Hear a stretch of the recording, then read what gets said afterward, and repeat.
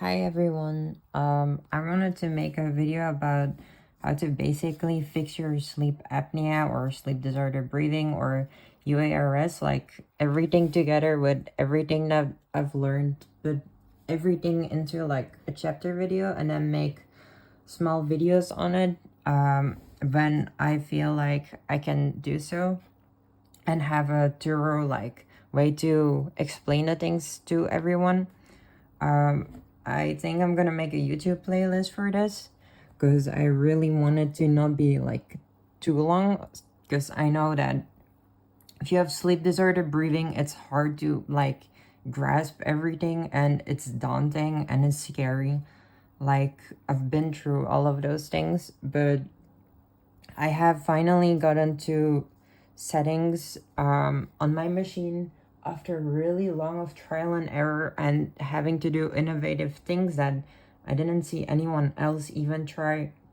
And I wanted to share these things with all of you that are suffering too from this, because I think it's just so important to help each other in this community.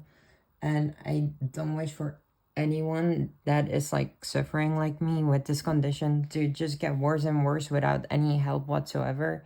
So I packed everything that I found the most important in here, these chapters basically, and I'm gonna go through these things quickly now, and then later on I'm gonna probably make videos for all of these things and how to do them. I'm also planning on making a video with cpap friend in the future, so also heads up for that, because I'll also explain a lot of stuff of my journey in there, but more so emotionally, I think, and then also some theoretical aspects of what I've been going through and stuff with all of these things. But in here I will thoroughly try to explain it and broaden it as time goes on, probably, because like I said, I find it so important that I can help other people with this condition get a happier life, because I mean that's all I personally care about. I just want to be more present and not have to suffer so that I can be just happy. This is the only thing I literally wish for. If my groceries don't go well, I don't care. I just want to be happy, you know? That's literally all I care about. Then everything in the world, like, I just will not care about, which I am almost at the point, and it's been getting better. So that's why. So I was writing this down as I got more and more inspired, and just like brain dumped everything in here, and everything here is pretty hard to explain and big. It's just keywords, but for me it's like whole chapters. So after I wrote this page down, I made chapters on how to do each of these things, and it goes through airway splinting. I first went through, I think there's like 3 main ways of how the airway can basically collapse, in easily understanding it and how I can explain it at the moment, and what to do with the settings, because no one told me it like this, and it made things really hard for me to understand and go through. Like airway splinting, for example, only really works with EPAP, and it can also work with PS in a different way, which I will explain later on. EPAP, for example, didn't work for me. Neither did PS work for me. Only with adding like ears, which I'll add here, stuff started to click better. There's also nasal space, which doesn't work with EPAP at all, which I'm also going to explain on how the nose opens and stuff, and why EPAP just doesn't work with it. But also how you can fix it with PS min and PS max, or just PS alone, because I mean it's really hard to find an ASV from Philips, and that's the only one that I would recommend for this thing. Because just don't try with the ResMed one. It just sucks, and I spent so much time with trying to use the ResMed one, but it's really not made for this. It's made for something else, just not the group that I'm targeting right here. If you have sleep disorder breathing, that is just UARS, it's just not gonna help much, and I'll explain which machine you would rather use for it. So then there's also nasal space, which I just went over, and then tongue collapse, which is one of my problems that I just couldn't figure out on how to fix with the machine. And I feel like a lot of people aren't aware that their tongue even collapses and what to do about it, because I feel like almost nothing with the cpap works. The only thing you can do with a cpap is put a band-aid on it. And I do have some things that might work, like a full face mask, and then setting EPAP min and EPAP max, you could. But like I said, for me, EPAP just makes me feel worse. So my EPAP is always on 4. And I tried to up it, but it just didn't make anything better. It just made me feel way worse. Then I have PS for the nasal, which shrinks basically as your tongue collapses more because of inflammation and such, which I'll also speak about later. And I have basically made like a conceptual thing in my head where if your tongue collapses, you can break through the shield basically with PS. Because when you breathe in and it's high enough, it can break through. And that could help with a lot of symptoms that I have found relief from with this. And that's at least my theory of why PS works for it. Which I don't know why it works for me, but it does with ears. Without ears, it doesn't work for me. So, and now if you do all of these things and you get centrals, and then you're like, huh, what do I do now? I was at like EPAP 4, PS 4 on a bi-level, and I wasn't feeling any relief. I was actually feeling worse. So for me, I was getting centrals, and I didn't know what they were. They didn't look like normal centrals. On my Oscar, I always got like under 1 apnea score, so it didn't score the centrals, and neither did it score the apnea. So I'm gonna tell you guys on how to find it. With my Philips right now, it also doesn't find my what's that called? My flow limitations. So that's also another thing. It just doesn't score anything, and it's always 0 for me, even though there's obviously something going on. So don't trust your machine on what it says. It's really bad at figuring these things out. And I would say sleep studies too. Only if the technicians actually know how to score them, then you're in the right. But don't do sleep studies, I would say. They suck. Maybe do one with people that know what they're talking about, like cpap friend sends out them, and he can score them really way better. I also know that Neil Rama in America scores them way better. And what's that guy's name? I can't come up with it right now. But there are people who score them better. But if I would suggest to get medical help with all of this stuff, I would not suggest to go for the route where you ask sleep technicians to help you and ENTs. That's like the worst route to go. And I have felt that I think I wasted like 4 years or something to go through that system, and I really regret it, because I'll tell you, like, when we get through this a bit more, which one you should go to, and go at it right now after watching this video if you haven't, because that's going to be the start of healing from all of this. Those are the only people who really know how to set this up and who to refer you to, and figure out what is wrong with you, and then you can find more about what to do online and such, and in this guide, I guess. So the problem with centrals is that how do you fix them? I don't know. And an ASV costs too much. Like the Philips one that I use right now, I bought it secondhand from a girl who was so nice to sell it to me, and I feel really grateful for that, because it helped me, and it's gonna also help me show on how to titrate these things for all of you. Even though it's gonna be harder with a ResMed, it's still gonna be okay, because I found ways to titrate this now. But it's gonna help me show everyone what to do, because it has some extra things that show in the Oscar thing that a normal ResMed doesn't, like timed breaths. I can show all of you to more clearly explain how everything works. Now, what I did was I bought a ResMed 10 second hand. And I will say right now, if you do that, mine costed 200 and there was mold inside of the motor. So I'm going to explain later also on how to clean your cpap and replace the motor.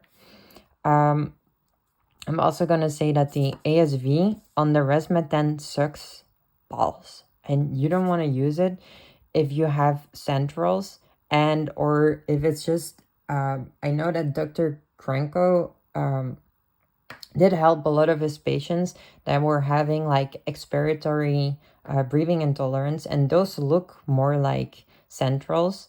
Um, and the ResMed ASV did work for them. Apparently, he doesn't like show much on it, but he was able to stabilize a lot more people with them. But for me, it sucked and it didn't work, and it was just really bad. So what did I do? I used IVAPs instead, because not because it like changes up and down, but because whenever you have a central, it has a backup rate that doesn't spike up anything and is really like just like a push, like, hey, let's breathe again. And that's what this thing does. So if you stop breathing, let me show. Let's say you stop breathing. What IVAP does is it checks like, oh, you haven't breathed at your rate of like more than 10 breaths per minute, I think it is. Then at like, when it's going to be like, okay, we're going to get into the danger zone, it pushes you with some PS to start breathing, and then your body catches on and starts breathing. And that helped me tremendously. That's like one of the things that the ASV didn't help me with. The Philips ASV that I do right now has the same system, and it helps me so much with these centrals. But you can titrate this also away with EERS. So IVAPs is just like something that helped me while the cascade was happening. So normally it would go like this. I would get apnea, apnea, apnea. IVAPs helped me while I was titrating. So with EERS, you can make this less. Then it will look more like this. Sometimes you will have something, but it will be smaller. And EERS will help with this. IVAPs is too. So that's one thing. How do I control for the central apneas? I wrote down EERS. And so I want this to be like the ultimate guide on how to get relief from your cpap machine. Because that was just so hard for me and no one was there to help me. Doctors didn't care and they didn't know. So I had to be my own doctor in this way.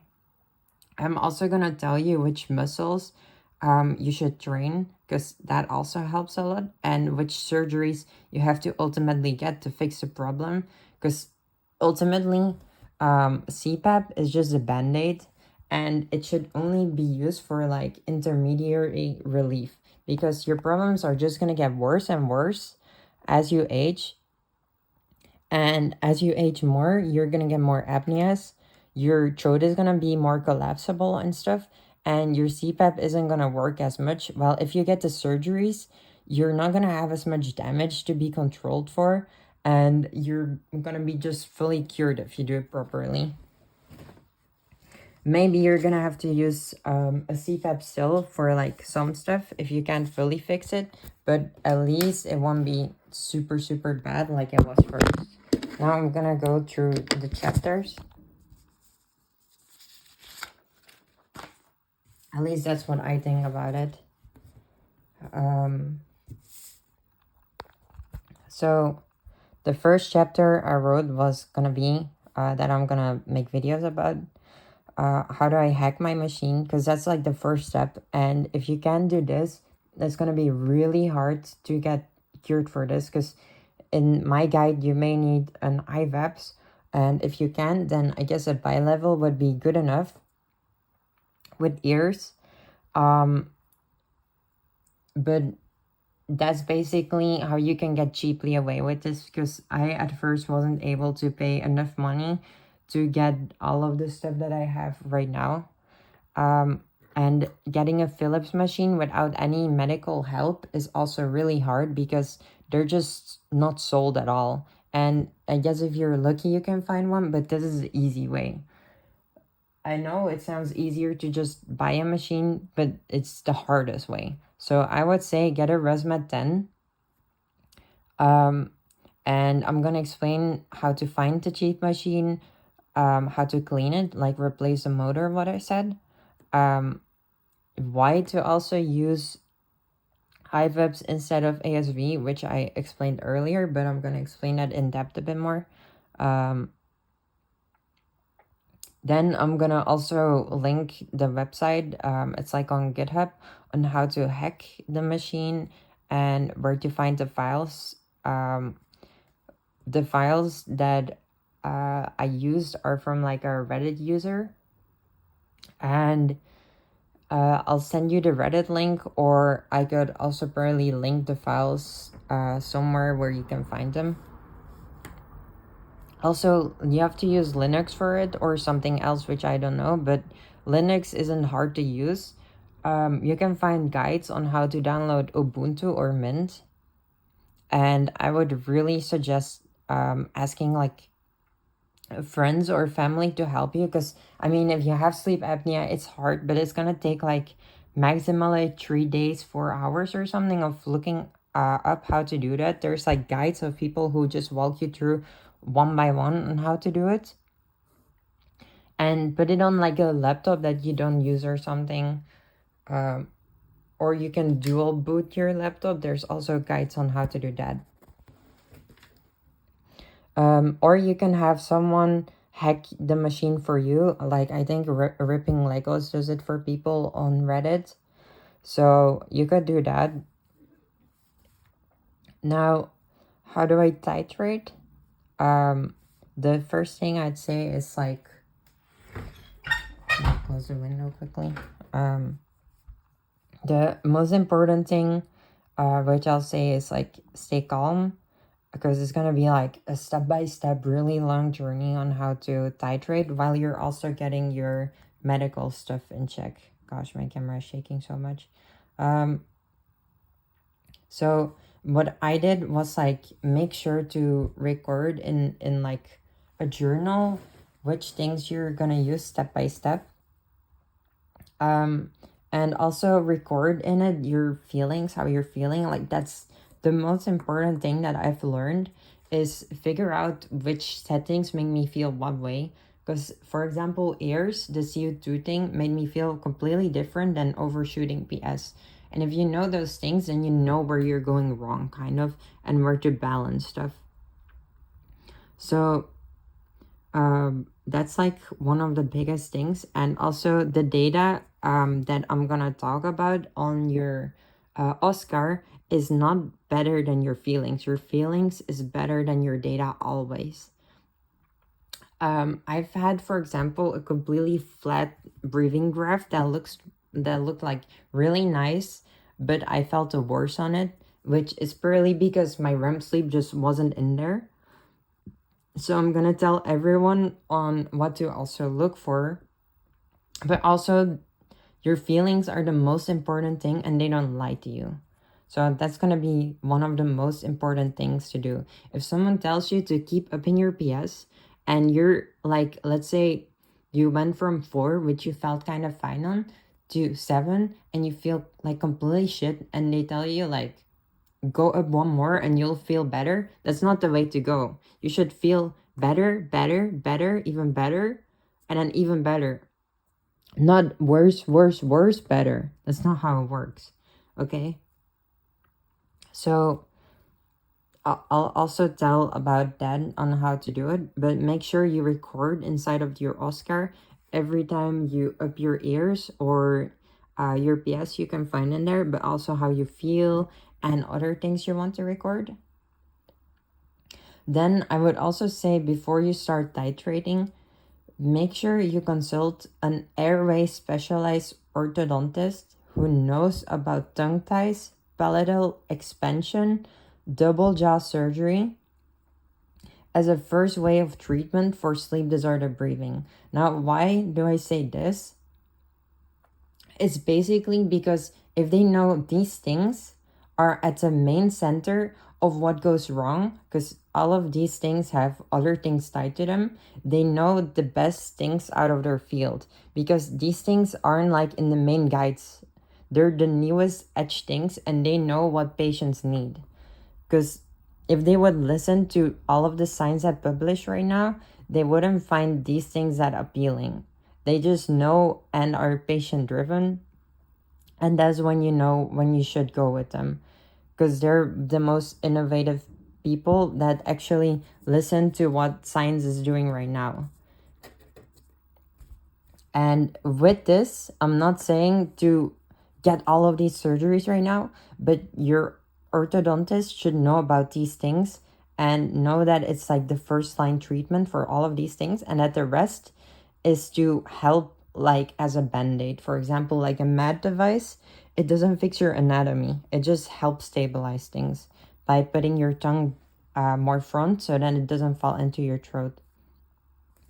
They will know best, like I said, and you have to get a cbct scan. With a cbct scan is basically a white and black shot of your entire throat, your jaw, your nasal space, so you can see how much nasal space you have, how like wide your throat is from collapsing, and then they will see if you would benefit from any of these things. For me, this was the first step on understanding that I only had tongue collapse, and then all of my other symptoms, which were really debilitating and worse than I've seen a lot of people have, came from actually having apneas from the tongue collapse.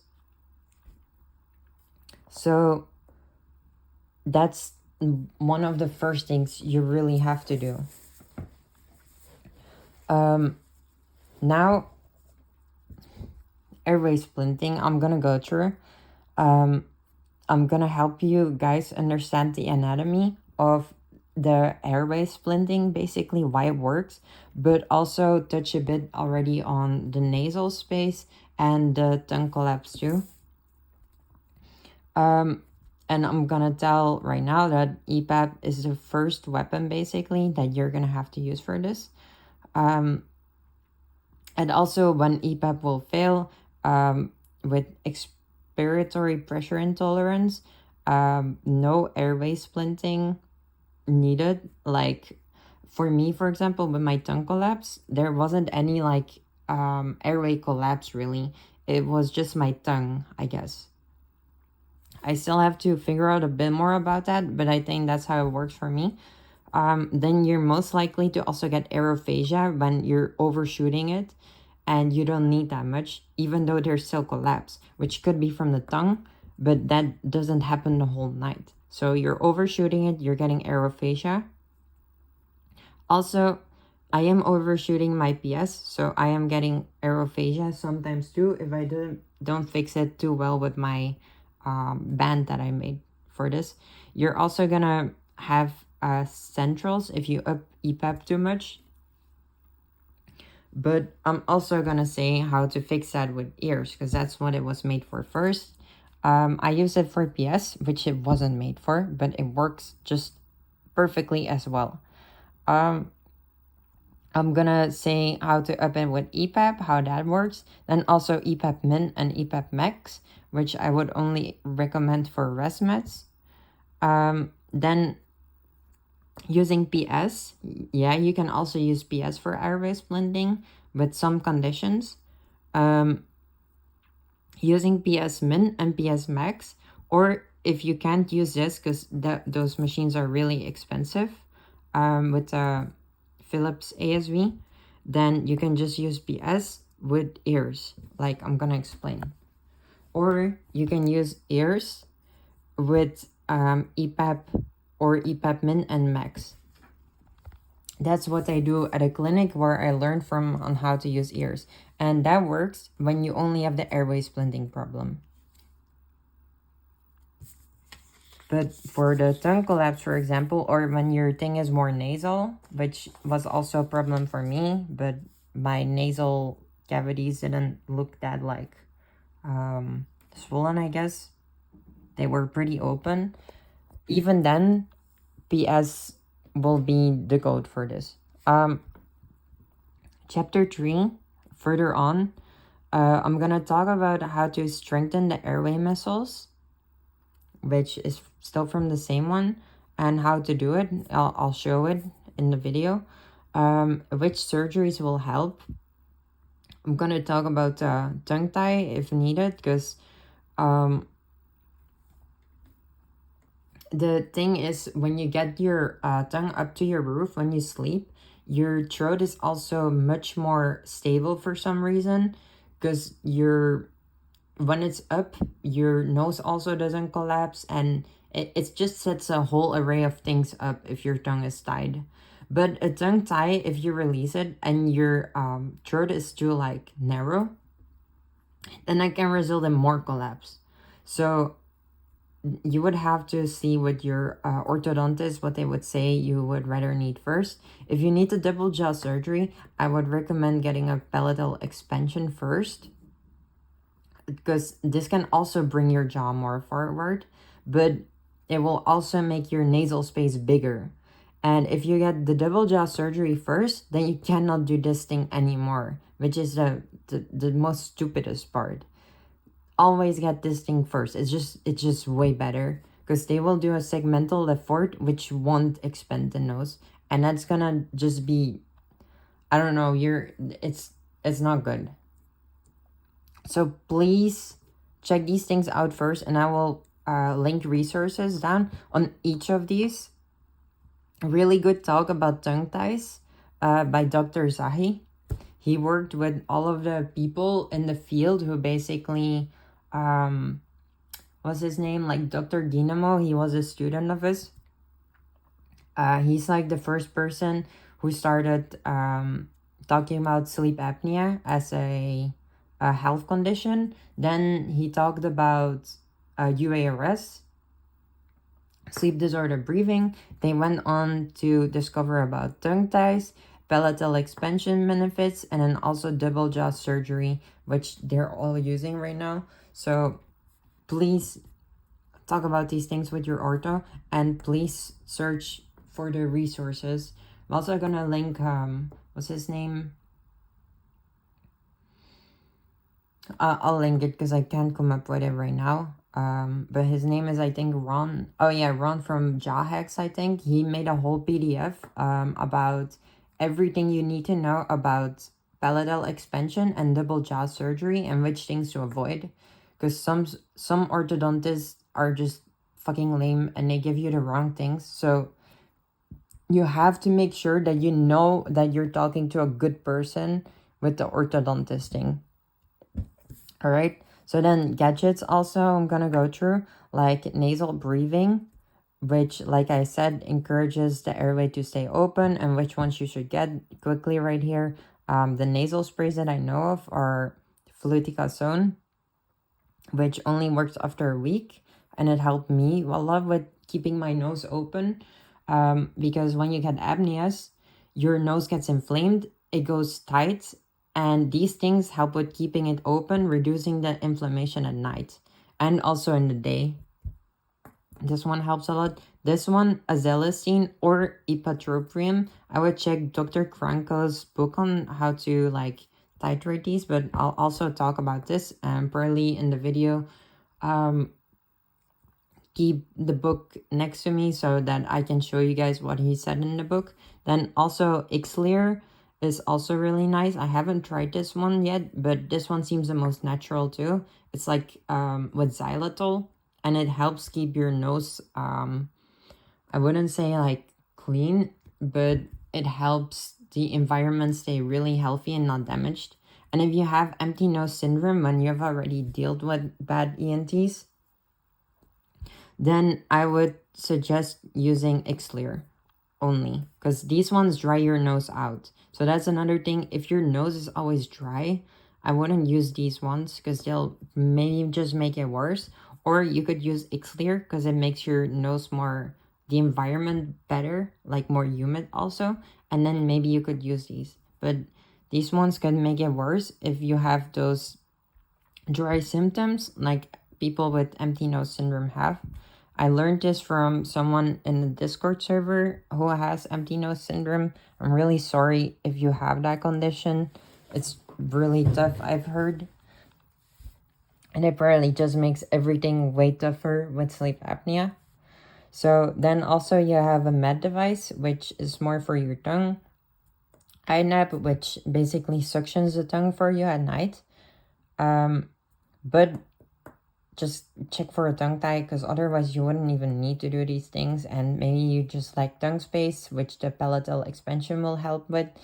And maybe you will need double jaw surgery, like I said. Then also, acid reflux medication can also help with these things, because it lessens the inflammation caused, because if your airway is narrow, it's like a tube, and it will get acid up, which will inflame your airway more.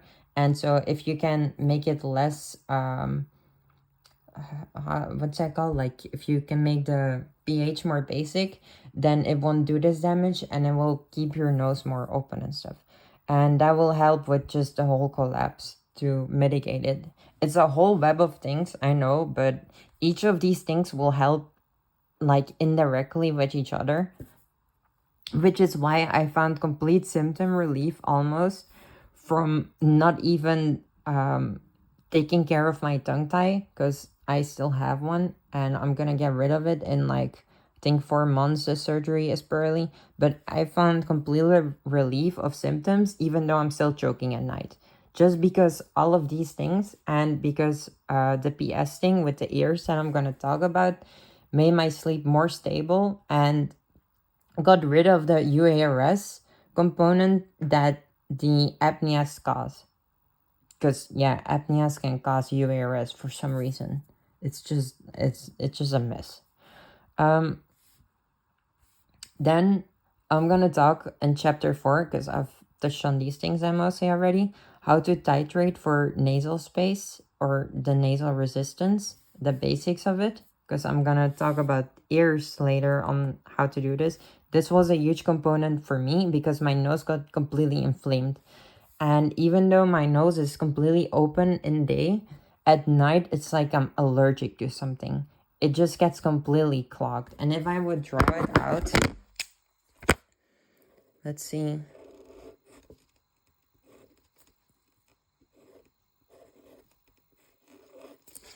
Let's say that this is the nose where it opens into the canal. This is my nose right now. At night, before I go to sleep, one part kind of clogs half off, which is normal, and I can feel that. But at night, when I get my apneas, this happens. One part always gets clogged completely, and the other part gets half clogged like this, or even more. And then I only have this space to breathe. So I get UARS from the tongue tie. That's so stupid. And I'm gonna explain here also on how to fix it with PS and why that works and how to get it. Then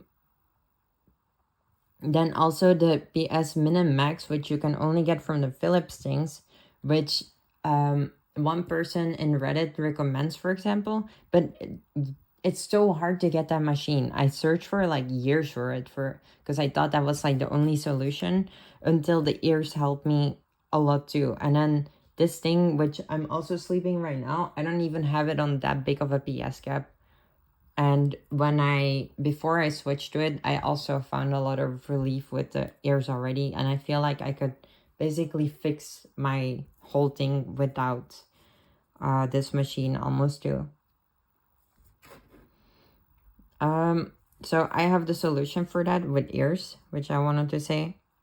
Now, another thing is when you over titrate this, which I need, for example, you have more centrals and also a lot of aerophagia. And ears helps with that too, but also a band that I will say that I have.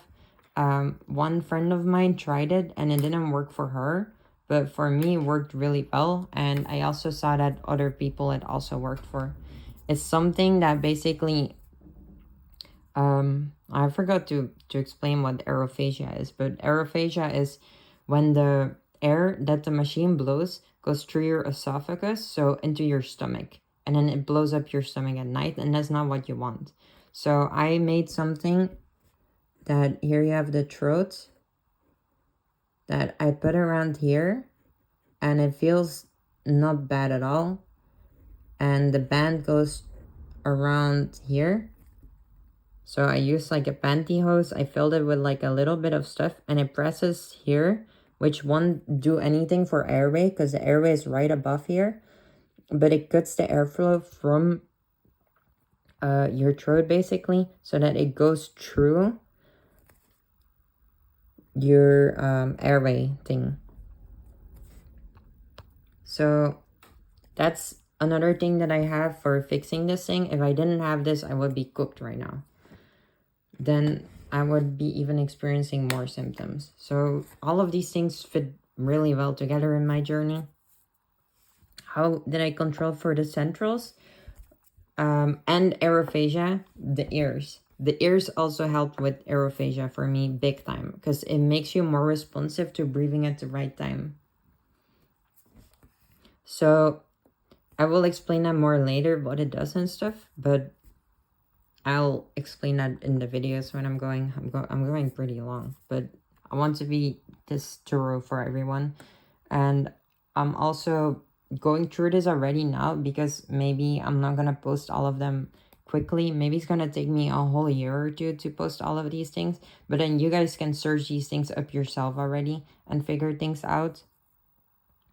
So that's why I'm making this thing already. Then I'm gonna also explain the difference with REM sleep and how this can cook you up, because that's where all of my problems came from. Deep sleep is like completely stable right now, but then how to figure out how to titrate for REM sleep, and then also the inflammatory onset, which goes on through the night. Everything gets worse and worse as the night passes on, and how to mitigate that, which I'll also explain more here. Then all the nasal remedies, I'll also mention that it helps with the nasal space, like I mentioned above here. Then the surgeries for nasal space is palattal expansion, and also tongue tie you need to release if you do this one, because otherwise you can't expand properly and you will have relapse, because your tongue has to be at the top of like at the roof of your mouth for the palate to expand properly. Otherwise, it doesn't work.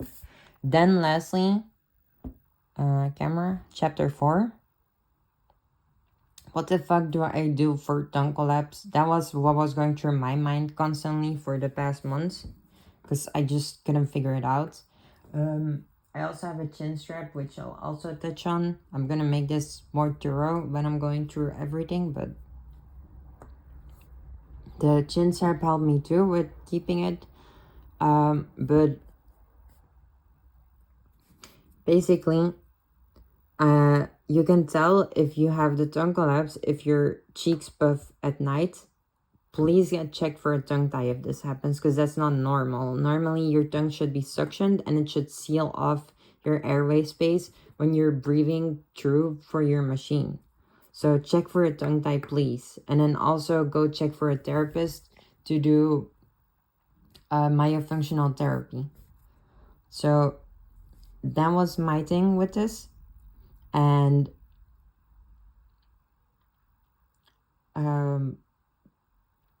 I basically found a way to manage it before I did the tongue tie release, because I haven't done it yet.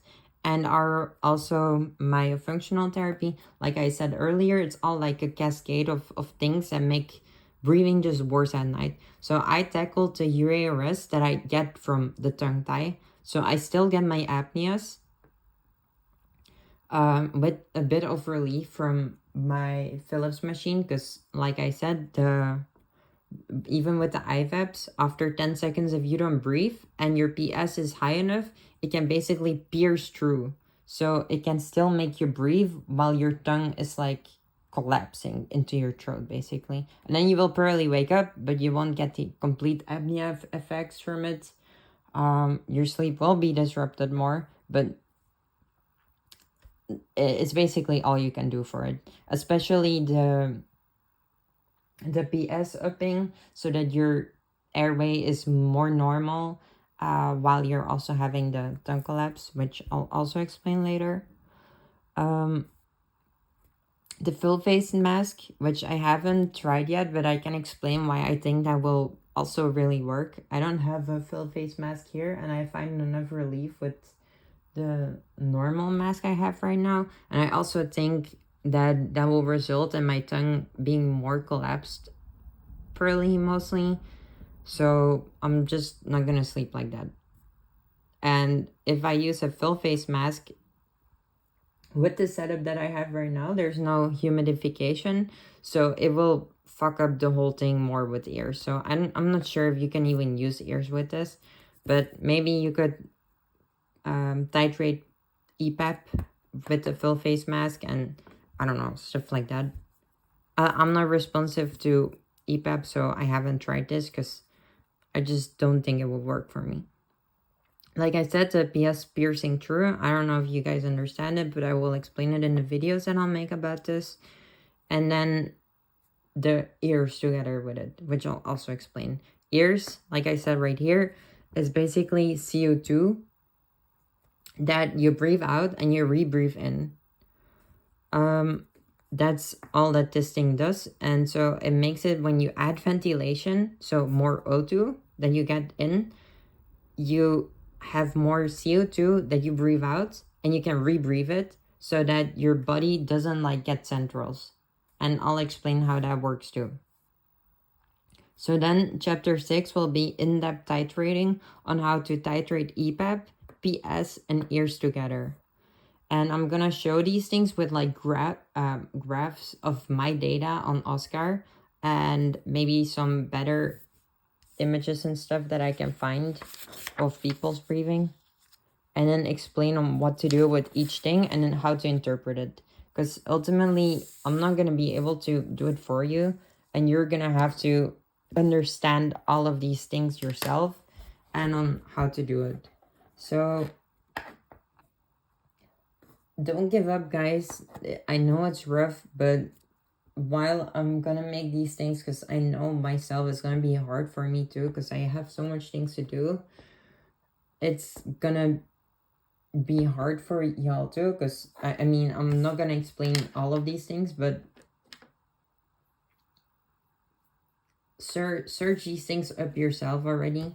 You'll find stuff slowly, and write down the concepts that pique your interest, because I can tell you that maybe ears is the best thing, and then you're gonna be like, I don't know if that's my problem right now yet. So just search up like which things interest you the most, because I know studying with this debilitating thing is so fucking hard. It just, I don't know, I want to blow my brain off most of the times. But the most important thing that I will say right now is this thing that I said right here. I'm gonna leave the video with this. Consult an airway specialized orthodontist who knows about tongue ties, palattal expansion, and double jaw surgery. Please ask them if they know about these things and if they think that these things are the first line of treatment for sleep disorder breathing and the most important thing. Please ask them that. Okay? If they don't, search for a new one. Don't go with an orthodontist that sucks balls, okay? And maybe you will have to go to a neighboring country. Please do that. Please, it's for your own health. Like, I don't know how much I can stress this, okay? That's the last thing I will leave you all with. But please, this thing will fix it. All of these things that I'm gonna explain here is just a band-aid, okay? I thought that these things would fix me for my life, but it didn't. And that was really disappointing. But then I found these things right here, because this was the actual main thing that I should have looked for long ago. And also not like sleep technologists. They just suck balls. Like, really, they will waste your time like crazy. They will basically tell you if you're crazy or you're not crazy. And then they won't even help you with how to titrate all of these things. Because frankly, they don't even know how to titrate for PS. Okay? They don't even know how to titrate with EERS. And maybe you will need these things that I'm going to explain to you the most right now. Maybe they only know about EPAP, and even then they suck at titrating it. Like my grandma, for example, she doesn't want me to help her, but she's still having apneas, and they don't tell her anything. Okay?